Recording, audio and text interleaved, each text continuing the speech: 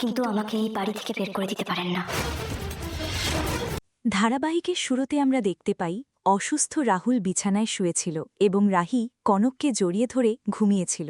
কিছুক্ষণ পরেই রাহির ঘুম ভেঙে গেলে কনককে বলে, আমি বুঝতে পারিনি কখন চোখটা লেগে গেছে। এদিকে রাহুলের ঘুম ভাঙতে রাহি রাহি বলে ডাকতে থাকে। তখন রাহি এগিয়ে গিয়ে রাহুলকে বলে, এই দেখো মা, এখানেই আছে।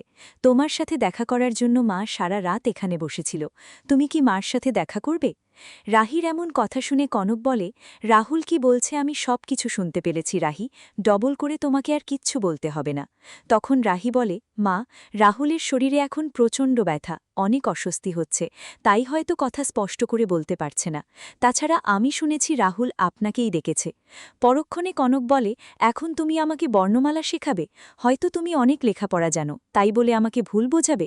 আমি স্পষ্ট করে শুনেছি রাহুল আমাকে না তোমাকে ডেকেছে। কথাটা বলেই কনক কেবিন থেকে বেরিয়ে যেতে যাবে, সেই সময় রাজীব এসে বলে, কি ব্যাপার, রাহুল কথা বলেছে? তুমি রাহুলের সাথে কথা বলনি? রাহুল এখন কেমন আছে? কোনো কিছু না বলে চুপচাপ দাঁড়িয়ে থাকে। তখন রাজীব বলে, কি হয়েছে, তুমি কথা বলছো না কেন?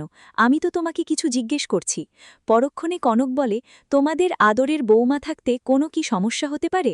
সে তো সবসময় তোমাদের মুশকিল আসান। পরবর্তীতে সেখানে অরেন্দিতা, লাক্স, মিমু সবাই চলে আসে এবং রাহুল কনককে বলে, মা, আমি বুঝতে পারিনি তুমি এখানে আছো, আমি তোমাকে দেখতে পাইনি। তাছাড়া আমি ভাবছি আমি তো এখনও ওখানেই আছি। অনেক মৃতদেহ, রক্ত, অ্যাক্সিডেন্ট, সব কিছুতে যেন আমার মাথা গুলিয়ে যাচ্ছিল। আমার খুব অস্বস্তি লাগছিল।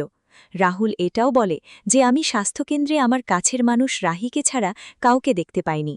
রাহুলের কথা শুনে সবাই চুপচাপ দাঁড়িয়ে থাকে। তখন রাহুল কনককে ডেকে বলে, মা, তুমি দূরে কেন দাঁড়িয়ে আছো? আমার কাছে এসে বসো, আমার মাথায় হাত বুলিয়ে দাও। রাহুলের কথা শুনে কনক মাথায় হাত বুলিয়ে দেয় আর বলে, এখন কেমন লাগছে বাবা? তখন রাহুল বলে, আমি তো ভাবতেই পারিনি তোমাদের সবাইকে আবার একসাথে দেখতে পাব।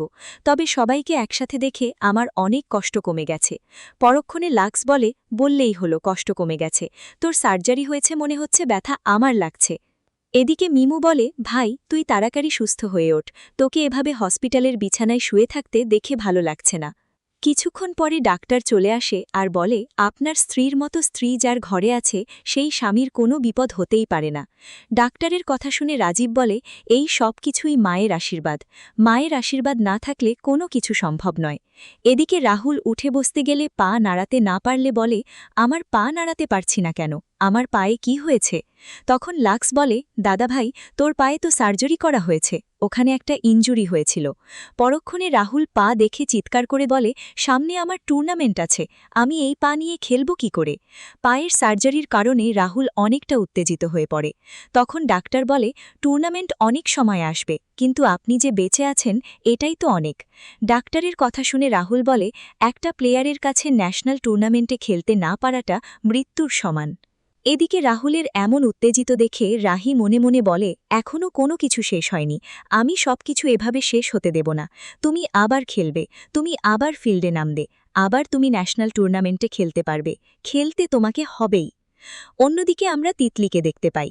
তিতলি পুজো দিয়ে মুখে মাথায় জল ছিটিয়ে নাটক করতে করতে চৌধুরী বাড়িতে ঢুকতেই কনক এবং অরেন্দিতা দিতে চলে আসে। পরবর্তীতে তিতলি পিসি ঠাম্মাকে বলে, এই বাড়ির সবাই আপনাকে মিথ্যা কথা বলেছে। তখন পিসি ঠাম্মা বাড়ে, এই মেয়ে, তুমি কিসের মিথ্যার কথা বলছো, আর তুমি এখানে কেন এসেছ? এদিকে অনিন্দিতা তিতলিকে বলে, তুমি কিসের সত্য মিথ্যার কথা বলতে এখানে এসেছ, এক্ষুনি এখান থেকে চলে যাও। অরিন্দিতা পিসির ঠাম্মাকে বলে, তুমি ওর কথা একদম বিশ্বাস করো না, জানো না তিতলি মেয়েটা কেমন, একদম ওর কথা বিশ্বাস করবে না। অপরদিকে তিতলিও বারবার সত্যিটা বলে দেওয়ার চেষ্টা করলে পিসি ঠাম্মা বলে, এই, তুমি কিসের সত্যের কথা বলছো? তখন তিতলি বলে, রাহুলের সাথে আমার বিয়ে হওয়ার কথা ছিল, কিন্তু রাহুল আমাকে ঠকিয়ে এই বাড়ির বউ হয়েছে, সাথে অমঙ্গল বাড়িতে ডেকে এনেছে। ঠাকুর কখনো মিথ্যা অনাচার মেনে নেন না, আর আমি জোর দিয়ে বলতে পারি সেই পাপের জন্যই আজকে রাহুলের এই অবস্থা। তিতলির কথা শুনে পিসি ঠাম্মা যেন আকাশ থেকে পড়ল এবং বাকরুদ্ধ হয়ে চুপচাপ দাঁড়িয়ে থাকে। তখন তিতলি বলে, ওই গয়নাগুলো আমার হওয়ার কথা ছিল, আমি সহ্য করতে না পেরে গয়নাগুলো সরিয়ে রেখেছিলাম। কিছুক্ষণ পরেই সেখানে রাহি রাহুলকে নিয়ে আসে এবং পিসি ঠাম্মা রাহুলকে জিজ্ঞেস করে সত্যিই কি এই মেয়েটা এই বাড়ির বউ হওয়ার কথা ছিল। রাহুল সহ বাড়ির অনেকেই অনেক এক্সকিউজ দেখাতে চাইলে পিসি ঠাম্মা কোনো এক্সকিউজ শুনতে চায় না এবং পরক্ষণে রাহুল হ্যাঁ কথাটা জানিয়ে দেয়। যা শুনে পিসি ঠাম্মা বলে এই বাড়িতে অনেক অনাচার হয়েছে, অনেক অমঙ্গল হয়েছে, তার প্রায়শ্চিত্ত করতে হবে। পিসি ঠাম্মা রাহিকে দেখিয়ে এটাও বলে হয় এই বাড়িতে আমি থাকব, নয় এই মেয়েটা থাকবে। পিসি ঠাম্মার এমন কথা শুনে রাহি বলে আমাকে যা শাস্তি দেবেন আমি মাথা পেতে নেব, কিন্তু আমাকে এই বাড়ি থেকে বের করে দিতে পারবেন না। আমি সমস্ত নিয়ম মেনে অগ্নি সাক্ষী করে রাহুলের হাতে সিঁদুর পরে দুধে আলতা পা দিয়ে এই বাড়িতে প্রবেশ করেছি, তাই এই বাড়ি থেকে কেউ আমাকে বের করে দিতে পারবে না।